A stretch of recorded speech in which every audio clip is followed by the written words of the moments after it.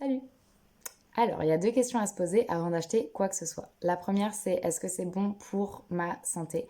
Et la deuxième, c'est est-ce que c'est bon pour ma planète? Si la réponse à une de ces deux questions est non, essayez de ne pas acheter. Ça va paraître assez difficile au début, mais ça va vous faire économiser énormément d'argent, ça va vous faire devenir beaucoup plus minimaliste, beaucoup plus heureux, et ça aidera la planète à votre échelle. Je sais qu'il ne faut pas être extrémiste non plus, parce que bien sûr, à partir du moment où on vit, on pollue, et il ne faut pas vouloir zéro déchet, zéro pollution, parce que c'est pas possible. À partir du moment où tu vis, tu pollues. Donc il faut trouver la balance entre vivre et se faire plaisir d'un côté, mais d'un autre côté essayer de polluer le moins possible.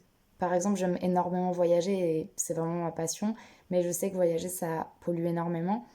Mais d'un autre côté, je ne mange pas de viande, pas de produits laitiers et je fais très attention à acheter tous mes vêtements de seconde main et pas participer à cette industrie du textile qui est très polluante. Donc il faut voir la balance entre se faire plaisir et être respectueux de l'environnement et polluer le moins possible. Il y a aussi cette question de liberté qui revient souvent et c'est Aurélien Barraud qui a soulevé cette question dans une de ses interviews que je mettrai en description. En gros, il disait que oui, c'est vrai qu'il y a cette liberté de manger de la viande, de polluer, etc.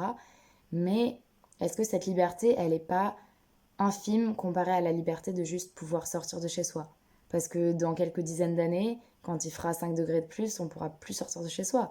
Là, je le vois, c'est la canicule. Il fait presque 40 degrés et il n'y a personne dans les rues. Il fait déjà trop chaud.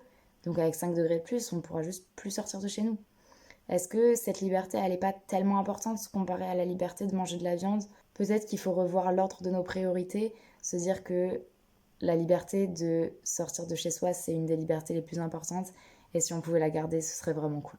Voilà, merci de m'avoir écouté.